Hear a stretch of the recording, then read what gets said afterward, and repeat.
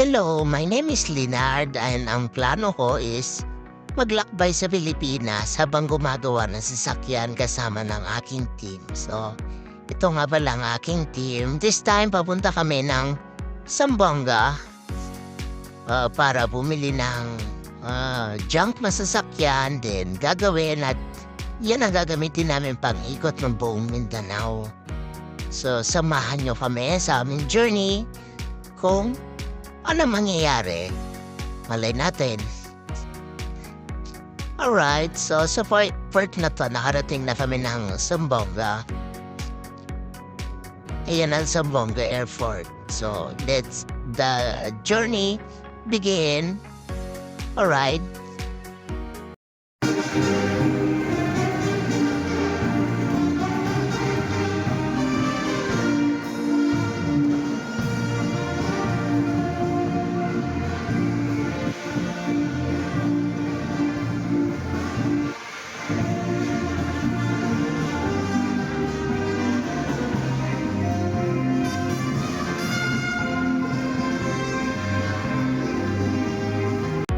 Gagawa tayo ng kababalaghan. Bubuhayin natin to. Ito ang sasakyan natin pauwi ng Jensan. See? Ito na ang pinakamatinding titirahin ng ITR ng nagkataon. Ha? Tignan mo nga kung may gearbox yan.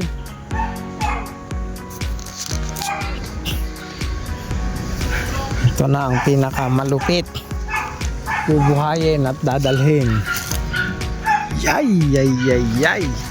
Sa Jensan. Alright.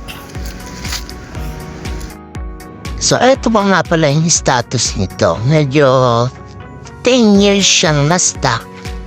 So, sa tingin ko naman kaya namin siyang dalhin into its normal working condition. Lahat ng system, engine, brakes, lahat magagalaw. Tignan natin.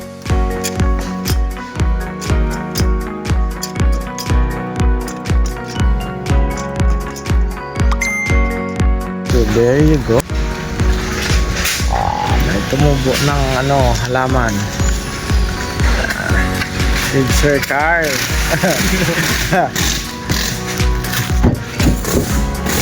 There you go. Start natin yan isa. Alright. Ito na siya. Meron na tayong mags ha. Ayun na, pwede na natin tang hilain. Looking for, dito kami sa Zamboanga meron salamin ng trooper harap tsaka likod. Pinakabarato. Barato lang. Amen with Sir James ko So yan, no choice, kailangan namin siyang hilain at ilipat sa isang lugar para doon namin siya ayusin. Hindi namin siya kayang paandarin dyan.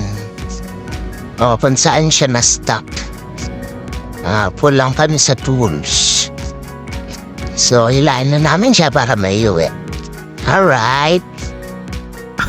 Naniniwala ba kayong iikot namin na Mindanao yung unit na yan with Sir Carl. Sir Carl, say hi.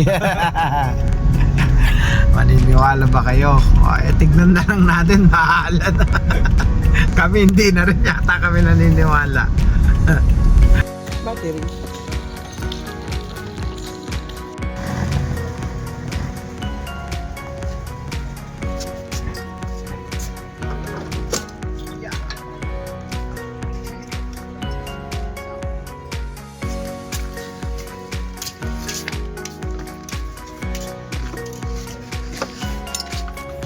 First attack, first move.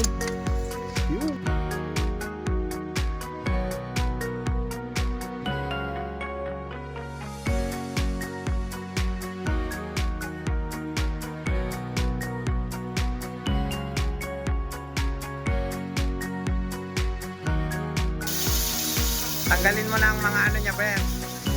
Ang mga visor. Sorry.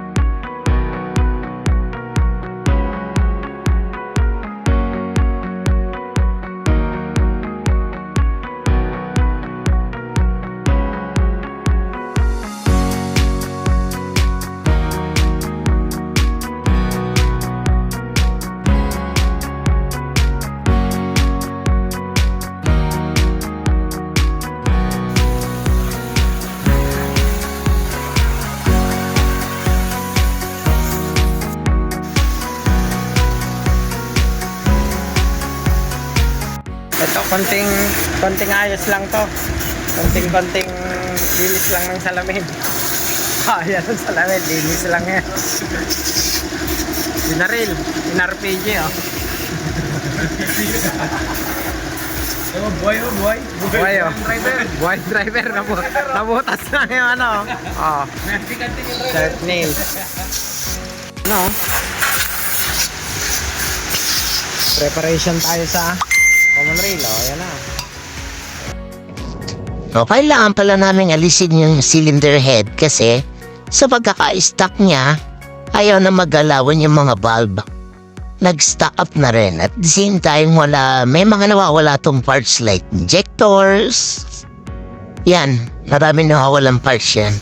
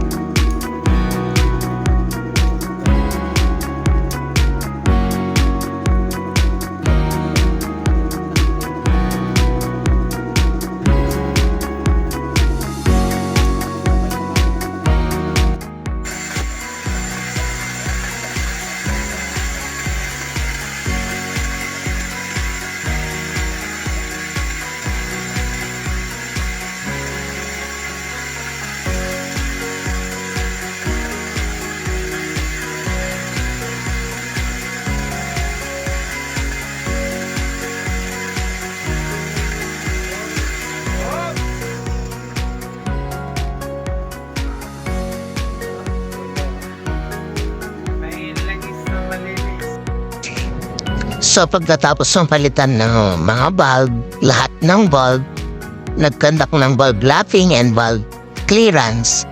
So ito na, pinalik na natin siya sa engine. Mag-attempt na tayo na buuin ulit para ma-start na siya.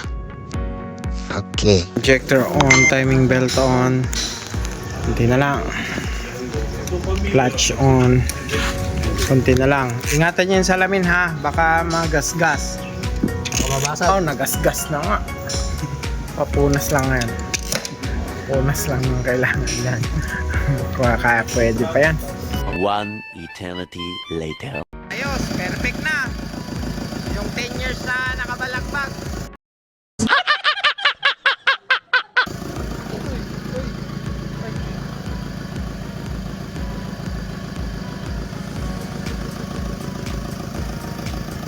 Mandar na.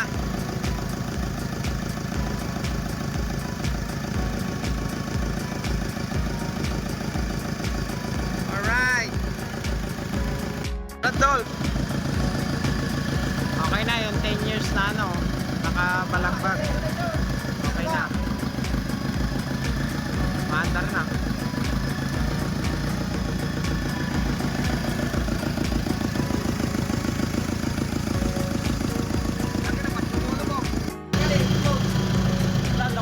Diyan. Ito na. Hindi, ano yan? Yung exhaust. Huwag masyado, mga 1.5 lang. Okay.